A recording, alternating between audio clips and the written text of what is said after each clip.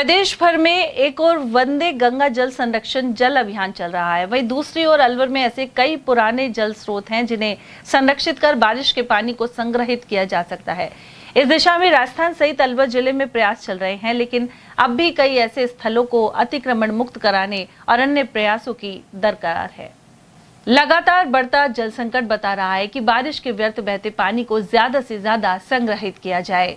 इससे बांध, बावड़ियां और कुएं भरेंगे, साथ ही भूजल रिचार्ज होगा। अलवर रियासत के तत्कालीन महाराजा राजा ऋषि सवाई जयसिंह ने भी अलवर जिले में सैकड़ों कुएं, बावड़ी, तालाब और बांधों का निर्माण करवाया था। वहीं ऐसे पुराने जल स्रोत को संरक्षित करने की आवश्यकता बनी हुई है। इनमें जयसमंद बांध, सिलीबेरी बांध और विजय सागर बांध शामिल हैं, जो अलवर ग्रामीण विधानसभा क्षेत्र के प्रमुख बांध हैं। साथ ही मानसरोवर बांध और रत्नाकर भाखेड़ा बांध भी इनमें शामिल हैं। वहीं रूपारेल नदी से जयसमंद बांध में पानी लाने के लिए राजर्षि सवाई जयसिंह ने वर्ष 1910 में जयसमंद बांध का निर्माण करवाया था। सन 1917 में भारी बारिश होने पर जयसमंद बांध की पाल टूट भी गई थी। इसके बाद जनहित को देखते हुए 1924 में बांध का पुनर्निर्माण किया गया। साथ ही क्षेत्र के 50 से अधिक गांवों में जयसमंद के पानी से खेती बाड़ी होने लगी और किसान समृद्ध भी हुए। रियासत काल के बाद सिंचाई विभाग की ओर से कई दशकों तक जयसमंद बांध से जुड़े हुए गांवों में फसल की सिंचाई के लिए पानी दिया जाता रहा है।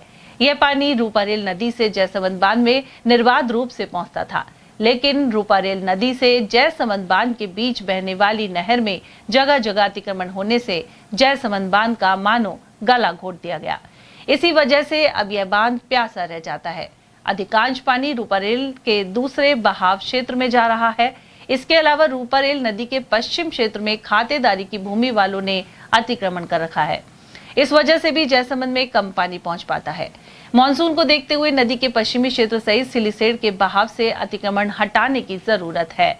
इससे जयसमंद में पर्याप्त आवक हो पाएगी। इसके लिए सिंचाई विभाग, प्रशासन और पंचायती राज विभाग को साझा प्रयास करने होंगे।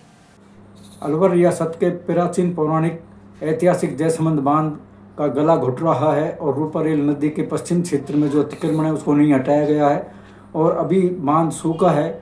लेकिन पिछले साल अच्छी बारिश होने पर वह उसका पानी भरा हुआ था और राजऋषि सवाई जयसिंह ने इसका निर्माण 1910 में कराया था और 125 वर्ष के करीब यह पुराना बांध भी है, जहां अब इसको दरकार है मरम्मत की, संरक्षण की। वहीं रूपारेल नदी के पश्चिम में जो अतिक्रमण है उसको हटाया जाए, जिससे रूपारेल का पूरा पानी जयसमंद में आए तो यह फिर से पुनर्जीवित हो सकता है। इसके लिए अलवर जिले के दोनों मंत्री, नेता प्रतिपक्ष तथा सभी जनप्रतिनिधियों को आगे आना होगा, जिससे अतिक्रमण नहर से हटे, रूपारेल नदी से हटे और जयसमंद बांध में पानी पहुँचे तो यह फिर से पुनर्जीवित हो सकता है और हम रियासतकालीन जो पानी के जल स्रोत हैं उनको हम संरक्षित करके फिर से पानी का जल संग्रहण कर सकते हैं। मैं